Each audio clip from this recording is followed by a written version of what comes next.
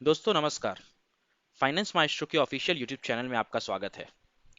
जैसा कि दोस्तों आपको पता ही है, आज 31 मार्च का दिन है और 31 मार्च का मतलब ये होता है कि वित्तीय वर्ष 2022-2023 का आखिरी दिन, आखिरी ट्रेडिंग सेशन। आज के इस वीडियो में हम बात करेंगे कि इस वित्तीय वर्ष 2022-23 में हमने किस तरीके से निफ्टी के अंदर ट्रेड किया। ट्रेड करने से मतलब मेरा ये नहीं है कि आज के सेशन पे हमने क्या ट्रेड किया, वो बात किसी और दिन के लिए छोड़ते हैं, क्योंकि आज ये वित्तीय वर्ष 2022-23 का आखिरी दिन है।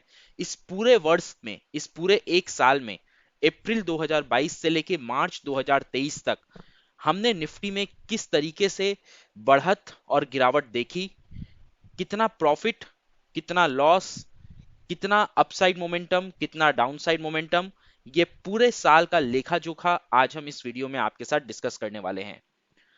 अगर अभी तक आपने हमारे इस चैनल को सब्सक्राइब नहीं किया है तो चैनल को सब्सक्राइब कर लें और इस वीडियो स्ट्रीम को लाइक कर दीजिएगा। आप चाहें तो वीडियो को देख लीजिए, पसंद आए तो एक लाइक बटन, नहीं पसंद आए तो लाइक के बगल में एक डिसलाइक बटन है, उसे भी आप प्रेस कर सकते हैं, लेकिन कुछ ना कुछ कीजिएगा जरूर। और अगर आपके पास कोई सजेशन हो, आप कुछ कहना चाहते हो, या आपको क्या लगता है आने वाले वित्तीय वर्ष यानी कि 2023-24 में 3 अप्रैल से जो हमारा नया साल फाइनेंशियल ईयर स्टार्ट होगा, उसमें हम निफ्टी के अंदर क्या होता हुआ देख सकते हैं। ये बात भी ध्यान में रखना पड़ेगा कि 2024 एक इलेक्शन सीजन है, इलेक्शन ईयर है, तो प्री इलेक्शन ईयर के अंदर आपको निफ्टी के अंदर, इंडियन स्टॉक मार्केट के अंदर अपसाइड एक्सपेक्टेड है, डाउन साइड एक्सपेक्टेड है या साइडवेज एक्सपेक्टेड है। चलिए शुरू करते हैं वित्तीय वर्ष 2022-23 की एनालिसिस। सबसे पहले यहां पे आपके लिए समझना जरूरी है कि इस पूरे के पूरे 12 महीने के अंतराल में हमने निफ्टी में अपसाइड भी देखा, डाउनसाइड भी देखा। अप्रैल 2022 का जो कैंडल था, ये वाला कैंडल, ये कैंडल शुरू हुआ था 17,436 पे और आज यानी कि 31 मार्च 2023 का कैंडल जो क्लोज हुआ है वो हुआ है 17,360 के आसपास। यानी कि ओवरऑल देखेंगे तो हमें 76 पॉइंट्स का एक गिरावट देखने को मिला है इस पूरे साल के अंदर। 18,000, 17,500 18,000 के बीच का एक इंडेक्स है निफ्टी, जिसके लिए 76 पॉइंट अगर आप देखेंगे तो मामूली सा एक पॉइंट है। ये 0.01% के बराबर भी नहीं है निफ्टी के। तो हम कह सकते हैं कि ये वाला जो फाइनेंशियल ईयर था वो हमने पूरा का पूरा फ्लैट स्पेंड किया। क्या ये कहना सही होगा? कुछ हद तक सही रहेगा। अगर आपने कहीं कुछ इन्वेस्टमेंट किया होगा या निफ्टी के ईटीएफ में, आपने इंडेक्स फंड्स में इन्वेस्ट किया होगा, तो हो सकता है पिछले एक साल में आपको कुछ रिटर्न ना मिले या मामूली नेगेटिव रिटर्न आपको देखने को मिले, क्योंकि जिस तरीके से निफ्टी ने मात्र 76 पॉइंट्स, वो भी माइनस में आपको रिटर्न दिया है अप्रैल 2022 से लेके मार्च 2023 तक, उससे यही हो उम्मीद आप कर सकते हैं। लेकिन इसके अलावा अगर आप देखेंगे तो ये साल काफी वोलाटिलिटी भरा साल रहा है। इस साल मार्केट को अगर आप दो हिस्सों में डिवाइड करेंगे तो लोअर पार्ट में भी आपको एक मूवमेंट दिखाई देगी, अपर पार्ट में भी आपको मूवमेंट दिखाई देगी, और ये जो मूवमेंट है वो कहीं ना कहीं बराबर है। हम जो क्लोजिंग दिए हैं वो बीच में आके दिए हैं। चलिए समझते हैं कैसे। इस साल हमने जो लो लगाया है वो था 15,183 का। कौन से महीने में हमने ये लो लगाया था? हमने ये लो लगाया था जून महीने में। ठीक है, जून महीने में हमने ये वाला लो लगाया था 15,183 का। और उसके बाद जो हमने हाई लगाया था, ये हाई कौन से महीने में लगा था? ये आपका नवंबर महीने के अंदर हाई हमने लगाया था। हाई कितना था? 18,887 का। अब इन दोनों के बीच का आप गैप देखोगे तो ये 3,721 पॉइंट्स के आसपास का आएगा। हो सकता है मेरी कैलकुलेशन में थोड़ी ऊपर नीचे मिस्टेक हो, लेकिन लगभग ये 3,700 पॉइंट्स के ऊपर का आपको मूवमेंट दिखाई देगा पूरे साल के अंदर, जून से लेके नवंबर के बीच में। अगर आप यहां पे देखोगे, जून से लेके नवंबर का जो समय होता है वो होता है करीब करीब 5 महीने का। सो 5 महीने में आपको 3,721 पॉइंट्स, और इसको अगर आप परसेंटेज में कन्वर्ट करोगे तो ये लगभग 24.5% निकल के आएगा। तो जैसा स्टॉक मार्केट में कहा जाता है कि मार्केट आपको बाइंग अपॉर्चुनिटी भी देगा जब वो अपसाइड में मूव करता है, और आपको वो सेलिंग अपॉर्चुनिटी जहां पे आप अपने प्रॉफिट बुक कर सकते हैं वो अपॉर्चुनिटी भी देगा। इंपॉर्टेंट ये है कि आप सही समय पे इस अपॉर्चुनिटी को ग्रैब कर पाते हैं। तो इस साल को अगर आप अगर आप अप्रैल 2022 से लेके मार्च 2023 के पर्सपेक्टिव में देखेंगे तो आपने सिर्फ -76 पॉइंट्स का मूवमेंट किया है। ईयरली चार्ट अगर आप देखेंगे तो आपको ये चार्ट जो है वो डोजी कैंडल की तरह दिखाई देगी, जिस साल के अंदर आपको कुछ भी हासिल नहीं हुआ, घूम फिर के आप एक ही जगह पर आ गए। लेकिन जब आप उसको और थोड़ा सा जूम इन करेंगे, उस साल के अंदर मूवमेंट कैसी हुई ये पता करने की कोशिश करेंगे, तो आपको मिलेगा 24.5% का एक मूवमेंट हमने किया था। जून के महीने में हमने अगर निफ्टी इंडेक्स के अंदर इन्वेस्ट किया होता तो नवंबर आते आते यानी कि 5 महीने के अंदर आपको 25% के आसपास का, 24.5-25% के आसपास का एक रिटर्न मार्केट से मिल जाता। ठीक है, तो ये हो गई पिछले वर्ष क्या हुआ इसकी बात। अब हमें यह समझना होगा और ये हमें आइडेंटिफाई करना पड़ेगा कि आने वाले साल में यानी कि 2023-2024 फाइनेंशियल ईयर के अंदर हम क्या एक्सपेक्ट कर सकते हैं। तो यहां पे मेरे लिए पास एक बहुत ही इंटरेस्टिंग पैटर्न मैंने यहां पे आइडेंटिफाई किया है जो आपके साथ मैं शेयर करना चाहूंगा। आप ये हम 2016 से लेके ये वाला चार्ट हमारे स्क्रीन पे लगा हुआ है। आप चाहें तो हम थोड़ा सा और पीछे यहाँ पे चल सकते हैं। चलिए, हमने यहाँ पे जो चार्ट लगा लिया वो 2015 फरवरी 2015 से लगा लिया। यहाँ पे अगर आप देखेंगे, जब भी हमें लगातार 4 लाल कैंडल्स मिले हैं उसके बाद हमें एक बहुत ही शानदार अपसाइड मूवमेंट भी मिली है। लगातार 4 5 6 ग्रीन कैंडल्स हमें देखने को मिला है। उसके बाद आप अगेन यहाँ पे एक लगातार 4 रेड कैंडल्स एंड उसके बाद एक लगातार अपसाइड मूवमेंट ग्रीन कैंडल्स 6 7 आप देख सकते हैं। यहाँ पे बीच बीच में आपको 2 रेड कैंडल्स के बाद ग्रीन कैंडल्स बनती हुई दिख जाएंगी, जहां पे आपकी रेडनेस जो है वो कम है, ग्रीनीनेस ज्यादा है। यानी कि मार्केट जब डाउन साइड में था वो हो सकता है आपका 10% गिरा हो, लेकिन जब वहां से ये पॉजिटिव साइड में मूव करता है तो 15 से 18% की मूवमेंट आपको देता है। ये आप यहाँ पे प्रीवियस डेटा के बेसिस पे देख सकते हैं। आप इन 3 रेड कैंडल्स का भी एग्जांपल ले लीजिए। तीनों रेड कैंडल्स का आप साइज देखिए और यहाँ पे आप ग्रीन कैंडल्स का साइज देखिए।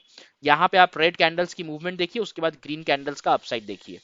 यहाँ पे आप ये 3 रेड कैंडल्स, ये आपका कोविड एरा है, और इसके बाद आप एक अपसाइड जो मूवमेंट हमें कोविड के बाद का मिला था वो आप देख सकते हैं। आप कह सकते हैं ये थोड़ा सा out of the syllabus question था, लेकिन इसके बाद भी अगर आप देखेंगे यहाँ पे 3 रेड कैंडल्स और उसके बाद जो अपसाइड मूवमेंट आपको मिला उसने एक नया ऑल टाइम हाई निफ्टी के अंदर बनाया। अब यहाँ पे इंटरेस्टिंग चीज ये है कि पिछले 4 महीने की जो आप कैंडल देखेंगे, ध्यान दीजिएगा हम अभी मंथली चार्ट पे यहाँ पे चीजों को देख रहे हैं। सो पिछले 4 महीने का अगर आप कैंडल देखेंगे तो हमें लगातार 4 रेड कैंडल्स यहाँ पे देखने को मिल रही है। हाँ, ये आप जरूर कह सकते हैं जो चौथा रेड कैंडल है, आज जो कैंडल क्लोज हुआ है वो एक परफेक्ट डोजी कैंडल है, और अगर आप इसका ओपनिंग एंड क्लोजिंग देखोगे तो उसमें हार्डली आपको 2 पॉइंट का डिफरेंस दिखाई देगा। लेकिन लाल तो लाल, हरा तो नहीं है कम से कम। इसके बाद आप ये जरूर उम्मीद कर सकते हैं कि आने वाले 4 से 5 महीने, 4 to 5 मंथ्स आपको निफ्टी के अंदर ग्रीन कैंडल्स बनते हुए दिखें। अब यहां पे एक इंटरेस्टिंग पॉइंट ये भी रहेगा कि निफ्टी आज जिस लेवल पे जाके क्लोजिंग दिया है यानी कि 17,360 के आसपास, ये निफ्टी का जो लेवल है ये एक बहुत ही इंपॉर्टेंट रेजिस्टेंस लेवल है। ठीक है, मैं इन डेटा को डिलीट करता हूं, आपको निफ्टी के कुछ इंपॉर्टेंट लेवल्स के बारे में बताता हूं। जो सबसे पहला इंटरेस्टिंग लेवल है निफ्टी का वो है 17,400, जिसके करीब हम यहाँ पे खड़े हैं। इसके बाद जो नेक्स्ट इंपॉर्टेंट लेवल है वो 17,800 का है। उसके बाद 18,200 का लेवल है, और उसके बाद आपको 18,800 का लेवल आपको निफ्टी के अंदर मिलेगा। तो ये वाला जो लेवल है जहां पे हम आके आज क्लोजिंग दिए हैं, जिसके करीब आके क्लोजिंग दिए हैं, वो एक इंपॉर्टेंट रेजिस्टेंस है निफ्टी के लिए। और आपको अगर याद होगा तो पिछले कुछ दिनों से निफ्टी डाउन साइड में ट्रेड कर रहा था। हमने लगातार शायद 1 या 1.5 हफ्ते 16,950 के रीजन में क्लोजिंग भी दी है। आज हमें एक बहुत अच्छा अपसाइड मूवमेंट मिला और निफ्टी की जो क्लोजिंग मिली है वो हमें 17,360 के आसपास मिल गई है। अब ये देखना हमारे लिए दिलचस्प होगा कि आने वाले महीने में क्या हम निफ्टी में 17,800 के लेवल को क्रॉस कर पाते हैं, और अगर हम क्रॉस करके सस्टेन कर लेते हैं तो आप निश्चिंत होकर निफ्टी के अंदर एक लॉन्ग पोजीशन बना सकते हैं, क्योंकि हिस्ट्री के हिसाब से ये डेटा जो कहता है उसके हिसाब से आने वाले 4 महीने निफ्टी के अंदर ग्रीन कैंडल्स बनने चाहिए, और ग्रीन कैंडल्स अगर बनेंगे, निफ्टी के ये इंपॉर्टेंट लेवल्स अगर हमारे सस्टेन होंगे, तो प्री इलेक्शन ईयर जहां पे वैसे भी आपको एक अपसाइड मूवमेंट एक्सपेक्टेड रहती है, गवर्नमेंट मार्केट के अंदर बहुत सारे पैसे लाने की कोशिश करेगी, बहुत सारा इन्वेस्टमेंट्स लाने की कोशिश करेगी, तो इसके लिए आपको एक नया ऑल टाइम हाई यानी कि 18,900 का लेवल क्रॉस होता हुआ दिख सकता है। आपकी इस बारे में क्या राय है, आप हमें कमेंट करके जरूर बताइए। चलिए अब हम लोग चलते हैं 3 मिनट्स चार्ट पे, 3 मंथ्स चार्ट पे, माफ कीजिएगा 3 मंथ्स चार्ट पे चलेंगे, और यहां पे एक बहुत ही इंटरेस्टिंग चीज हमें देखने को मिल रही है। तो यहाँ पे मैंने 3 मंथ्स चार्ट लगा लिया है निफ्टी का, 3 महीने का चार्ट है, और ध्यान दीजिएगा हम जो अभी एनालिसिस कर रहे हैं वो पूरे के पूरे फाइनेंशियल ईयर 2023-24 का एक एनालिसिस कर रहे हैं। इसे आप इंट्राडे या फिर आने वाले हफ्ते 2 हफ्ते के लिए मत समझिएगा, ये पूरा 1 साल का एक एनालिसिस है कि आने वाले फाइनेंशियल ईयर के अंदर, जो कि एक प्री इलेक्शन ईयर भी है, हम क्या एक्सपेक्ट कर सकते हैं। तो यहाँ पे आप देख सकते हैं जो 2022 का एरा था, 2020 का, माफ कीजिएगा कोरोना एरा 2020 का जो था, बड़ी रेड कैंडल हमें बनी थी, लेकिन उसके बाद से एक लगातार अपसाइड मूवमेंट हमने देखा है, और अपसाइड मूवमेंट के बाद यहाँ पे यह आपको एक कंसोलिडेशन देखने को मिल रहा है। सो ये पैटर्न का नाम क्या है? अगर आपको पता है इस पैटर्न का नाम क्या है तो आप कमेंट बॉक्स में बताइए, और साथ ही ये भी बताइएगा कि इस पैटर्न का मतलब क्या होता है। जब भी ये पैटर्न आपको किसी चार्ट में दिखता है तो आपको क्या करना चाहिए, आपको बाइंग करनी चाहिए या सेलिंग करनी चाहिए। चलिए यहाँ पे फिलहाल मैं आपको बता देता हूं, ये जो पैटर्न है उसे आप कहते हैं pole with the flag. Pole with the flag, कुछ लोग इसको शॉर्ट में फ्लैग एंड पोल भी कहते हैं। सो फ्लैग एंड पोल का जो पैटर्न होता है वो एक हाईली बुलिश पैटर्न होता है। क्यों? एक अपसाइड मूवमेंट के बाद आप कंसोलिडेट कर रहे हैं, और कंसोलिडेशन भी ऐसा जहां पे आपकी जो गिरावट है वो बहुत बड़ी गिरावट आपको देखने को मिल नहीं रही है। आप अगर ये अपसाइड मूवमेंट देखोगे, ये जो पोल अपना बना है, इस पोल का अगर आप यहाँ पे लो आइडेंटिफाई करोगे, तो यहाँ पे इसने लो जो लगाया था पोल का वो था 7,551, 7,511, 7,511, और यहाँ पे जो आपको पोल का हाई लगता हुआ दिखेगा वो यहाँ पे कहीं ना कहीं आपको 17,950 के आसपास दिखेगा, 17,950। अगर आप इसका परसेंटेज कैलकुलेट करोगे, इस पूरे का अगर आप परसेंटेज कैलकुलेट करोगे, तो ये आपका नॉर्मली मेरे ख्याल से ये 140% की अपसाइड मूवमेंट आएगी यहाँ पे।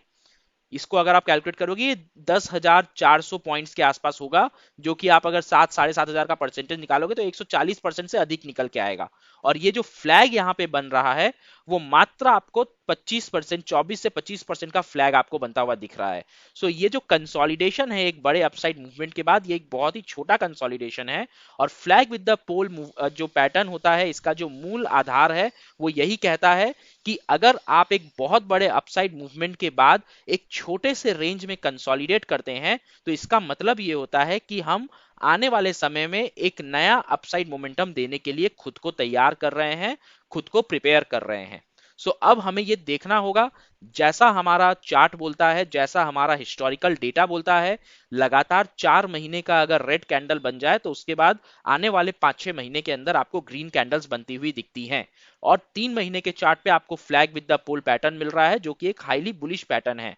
तो इन सारे चीजों को अगर आप कंबाइन करोगे तो यहाँ पे फ्लैग विद द पोल का जो ब्रेकआउट होता है वो इसका साइज होता है। अब ये जो साइज आपको देख रहे हैं ये आपका 3700 प्लस पॉइंट्स का साइज है, और करेंटली हम जहां से खड़े हैं वहां से अगर आप इस पॉइंट्स को ऐड करोगे तो ये आपको कहीं ना कहीं 21,000 के पास लेके जाएगा।